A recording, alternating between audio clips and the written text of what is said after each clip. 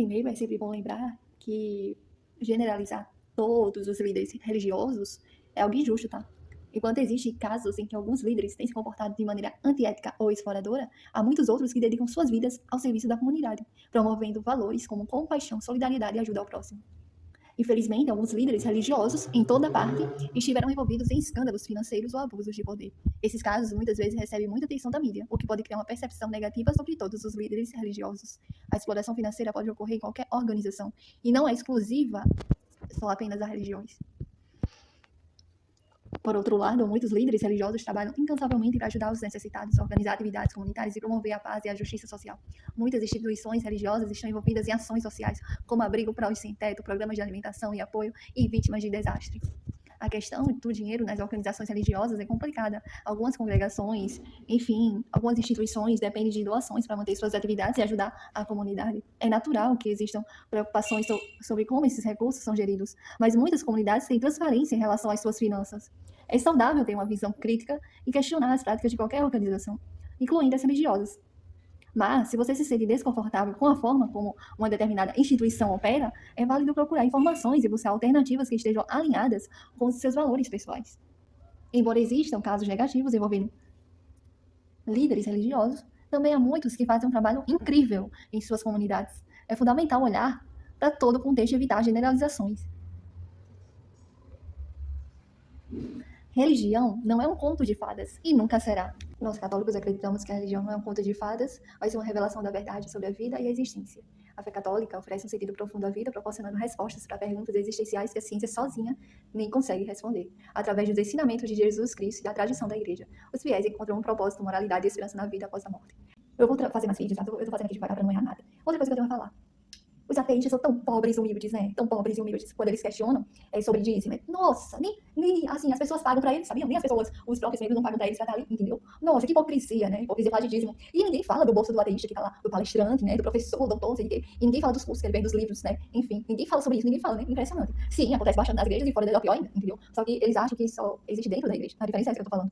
Ou seja, roubo existe de todas as formas, não é só dentro da igreja. Engraçado que ele pega pessoas em ignorância, eu queria que me pegasse, porque aí a gente ia ver, entendeu? Quando ele estivesse dando que muitos padres, pastores, pegam o dinheiro do fiel e tal. Eu diria, é engraçado, né? Porque palestrante, ateus, fazem palestra de graça? Nunca vi, nunca vi.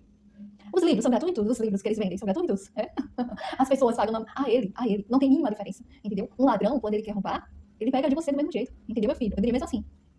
Ou seja, dentro e fora da igreja, em muitas coisas estão corrompidas iguaizinhas, entendeu? Não é só dentro da igreja, meu filho. Pare de enxergar só dentro da igreja, entendeu? Adriana, cadê? Pare de enxergar só dentro da igreja. Porque há muita podridão, e sempre existe podridão até fora dela.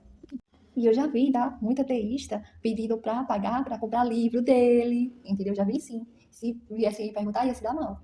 Porque o que eu tenho de argumentação iria dançar ao vivo mesmo, entendeu? E é isso. Aquele livro lá do seu amigo que disse que fez um livro e tava pedindo pra galera comprar. Oxi, não era pra não dar dinheiro? E por que vocês estão dando dinheiro pra comprar o livro dele? Católicos e cristãos não se deixem levar por certos vídeos de ateus, entendeu? Não se deixa levar. Eu assisto, mas eu não tenho isso com verdade de forma nenhuma. Aqui é uma forma de, tipo, eu mostrar para vocês que eles são muito hipócritas e vivem em contradição, igual ao que diz um deles, Nietzsche, e vários outros filósofos. Importância do dízimo. Em Deuteronômio 14, versículo 28 e 29, eu vou ler, tá? E eu quero falar da importância e como vemos, né, essa questão do dízimo. No fim de 3 anos, eu vou ler, tá? Deuteronômio 14, versículos 28 e 29. No fim de 3 anos, porás de lado todos os dízimos da colheita desse terceiro ano e pô-los dentro de tua cidade, para que o levita que não tem como tu partida nem herança, o estrangeiro, o órfão e a viúva que se encontram em teus muros possam comer a saciedade. E que o Senhor, teu Deus, te abençoe em todas as obras de tuas mãos. O dízimo é uma prática que visa apoiar aqueles que estão em necessidades dentro da comunidade. Na Bíblia, né, como eu já li, com os levitas que não tinham uma herança própria. Ou seja, ali naquele tempo, e como hoje, os padres, eles não têm como viver sem a ajuda dos fiéis. Essa prática promove a solidariedade e o cuidado mútuo entre os membros da sociedade. Ou seja, esses ateus podem enganar os ignorantes, mas eu não, entendeu? Porque eu sei que é uma doação. Eu não estou dando, eu estou doando, entendeu? Ao dar o dízimo, os fiéis reconhecem que tudo que tem vem de Deus. você dá o que você pode na Igreja Católica, você não dá tudo o que você tem, entendeu? Eles querem dizer que nós agimos como os evangélicos, os protestantes não, entendeu? Se os evangélicos roubam, aí é o problema deles e o pessoal dele lá, entendeu? Eu sei da minha fé. Para nós é um ato de gratidão e reconhecimento da soberania divina sobre suas vidas e bens. Isso ajuda a cultivar uma atitude de humildade e dependência de Deus.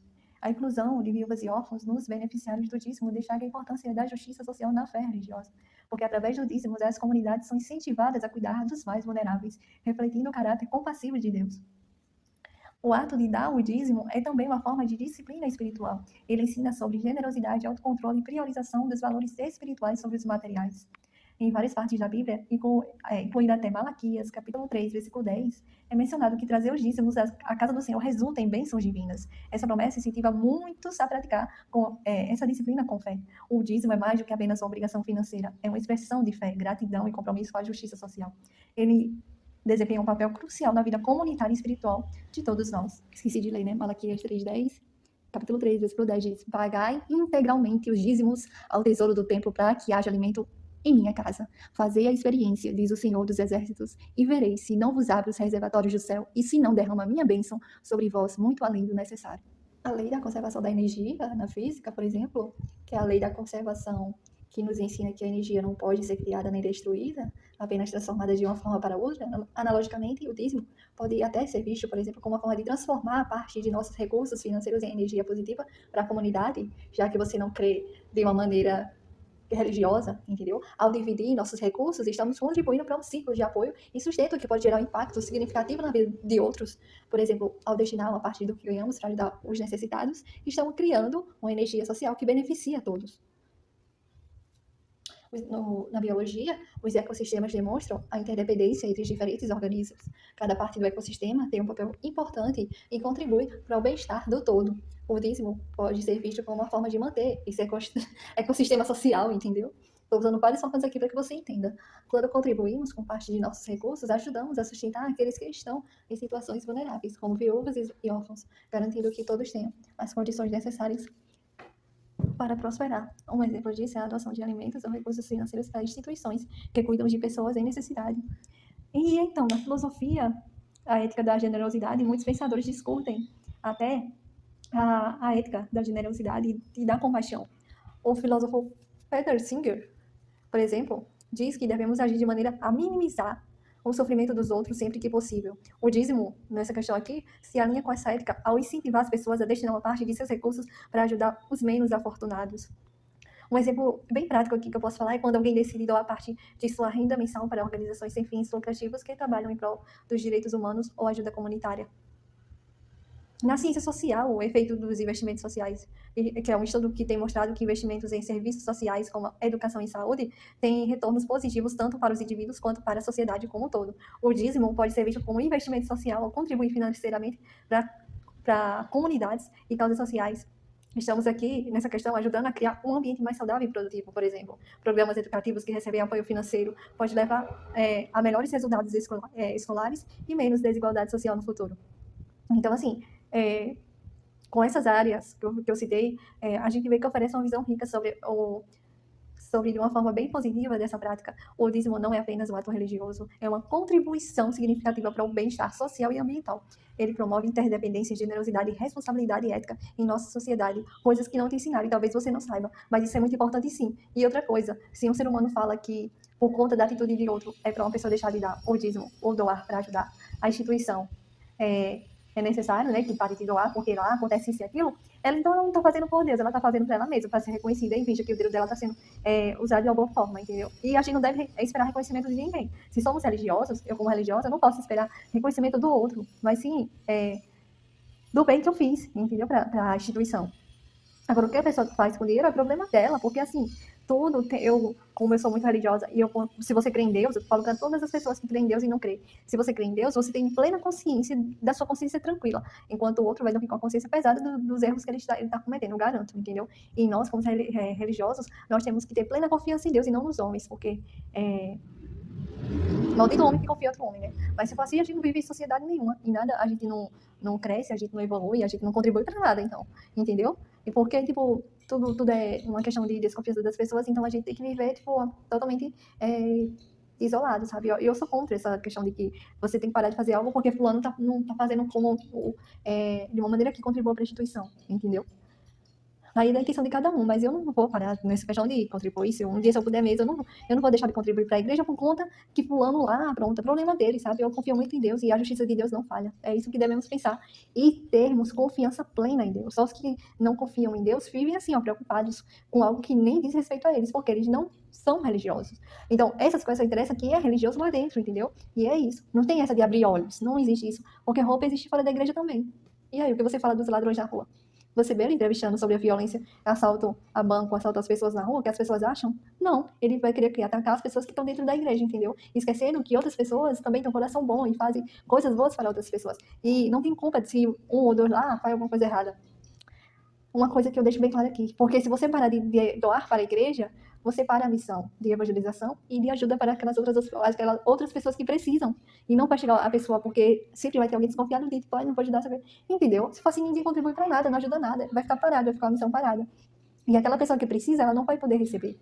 Porque já ouvi de uma pessoa que na igreja tem gente que desvia dinheiro, desvia as coisas para si próprio, entendeu? O que não pode acontecer, entendeu? De forma nenhuma.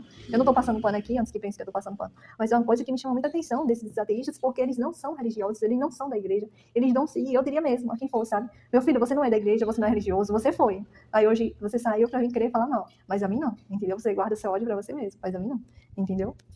Eu não sou nenhum ignorante. Se algum cara eu perceber que tá me parando pra falar alguma coisa, eu vou dizer, você tem um tempinho pra poder me ouvir? Ou tem que ser algo rápido? Eu vou ter que falar aqui, viu? E vou falar mesmo.